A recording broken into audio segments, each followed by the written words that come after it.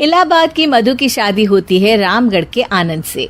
Nature से कामचोर मधु के सामने जब पूरे ससुराल की जिम्मेदारी पड़ती है तो कैसे वो उससे बचने के लिए करती है एक नाटक। चलिए देखते हैं। अरे मधु, मधु रानी, जरा चाय ला और बेसन घोल ले। बादल बन गए हैं, पकौड़ी बना लेते हैं। ओह, अभी अभी तो दिन का खाना खाया है, अब पकौड़ी तल दूं? अरे इतना खाएंगी तो फट जाएंगी, चला तो जाता नहीं इनसे। तभी आनंद आ जाता है। अरे मन कर रहा है पकोड़े खाने का। मधु देखो ना, बादल बन गए हैं, ऐसे में पकोड़े मिल जाए तो मजा आ जाए।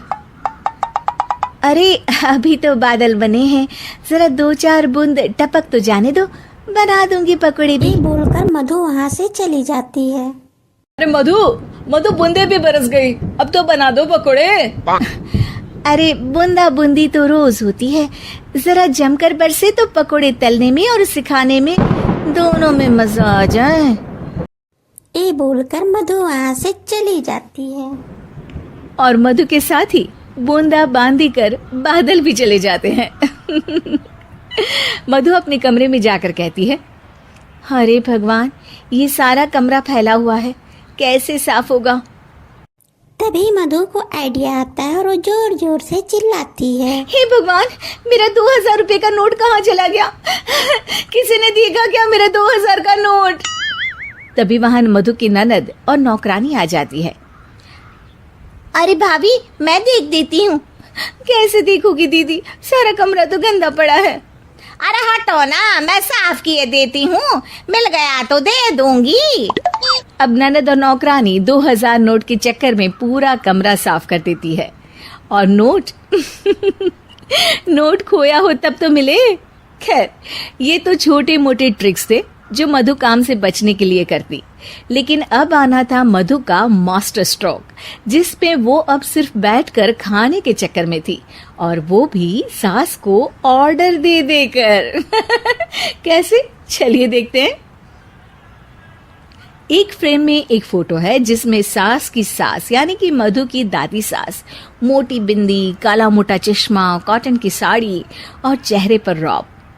वहां उसी फोटो के नीचे खाट पर बैठी मधु, और मधु का गेटअप बिल्कुल वैसा ही था।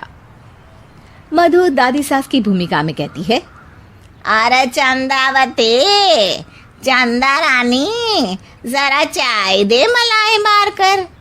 मधु की सास यानी कि चंदावती कहती है, अरे इस नाम से तो सिर्फ मुझे मेरी सास बुलाया करती थी, ये कौन है देखूं तो जरा। अब सास मधु को अपने सामने अपनी सास की भूमिका में देखकर जोर जोर से हंसती है। मधु रानी, कोई तमाशा चल रहा है या ड्रामा? जाकर चाय लेकर आ। मधु जो कि ये दिखा रही थी कि वो सास की सास है या फिर उसकी आत्मा उसमें आ गई है, वो क्या करती है? चाय और मैं, वो भी तेरे लिए चंदावती। यही सिखाया है तेरी माँ ने। यार, एक तो डायलॉग बदल बहू, तू सास बनकर जो माँ पर सीधे चली आती हो, ये ओल्ड फैशन हो गया है, जरा अपडेट हो जा। और वैसे तू कुछ भी बन, उसके पहले चाय लेकर आ। अभी सास कुछ बोलती कि वहां मधुर के ससुर आ जाते हैं। वो मधु को देखते ही पागल सा हो जाते हैं। माँ, मेरी माँ, माँ तू वापस आ गई। अरे धत तेरी की, अभी एक का नाटक खत्म नहीं हुआ कि दूसरा आ गया। अरे हद है तेरी, जबान तो चलती ही जा रही है, सामने मेरी माँ बैठी है। अरे इनका चेहरा देखने को तरस गया था मैं। मेरी माँ वापस आ गई, ये देख मेरी माँ आ गई। ये नहीं कि देसी घी के लड्डू बनाए बस जबान चला रही हो। अरे जाने ते धनकलाल, इसे तो शुरू से ही बोलने की तमीज नहीं है। मेरी तो आदत हो गई है दब दब कर रहने की। नहीं नहीं माँ, ऐसे कैसे ये सब करेगी? अच्छा, मैं दुकान जा रहा हूँ, शाम को तेरी पसंदीदा गर्मा गर्म जलेबी और समोसे लेकर आऊंगा माँ। ससुर वहां से चले जाते हैं। अब बेचारी सास अपनी ही बहू के नाटक में फंसकर सारा दिन सारी रात काम करती। लेकिन कब तक? एक दिन की बात है। बेटा आनंद, मेरे तो हाथ पैर सब दर्द हो रहे हैं, मुझसे नहीं होता इस उम्र में इतना काम। हाँ माँ, तू ठीक कह रही है।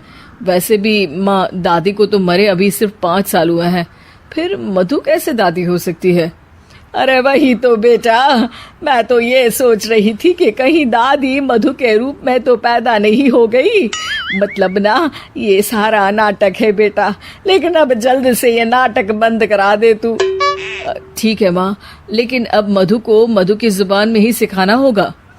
दोनों माँ बेटा कुछ बात करते हैं और अगले दिन सास मधु का बड़ा सा सोने का हार गले में डालकर घूम रही होती है।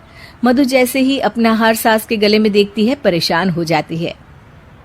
अरे अरे ये क्या? ये हार तो तू अपनी बहू को दे चुकी थी। नहीं नहीं माँ जी, बिल्कुल नहीं। आप ही ने तो कहा था कि जब तक आप जिंदा है ये मैं ही रखूं। अब आप तो जिंदा ही हैं, तो ये हार मैं उसे कैसे दे सकती हूँ? अरे लेकिन तभी वहाँ आनंद आ जाता है। दादी मैं आपके लिए भैंस लेकर आया हूँ, बाहर खड़ी है। जरा अच्छे से नहलाकर उसके गोबर से आंगन लीप देना और गोबर के कंडे बनाकर सुखाने डाल देना। और हाँ, जरा ताजा ताजा दूध भी निकाल देना दादी। और फिर माँ बेटे हंसने लगते हैं। मधु सोच में पड़ जाती है। भैंस?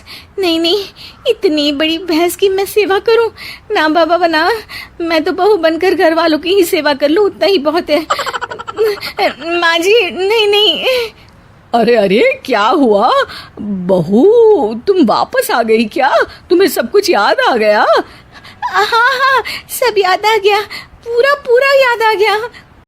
अब सास चैन से खाट पर बैठती है और जोर से कहती है, सब याद आ गया ना? तो चले जा, चाय लेकर आ, और वो भी मलाई मार कर।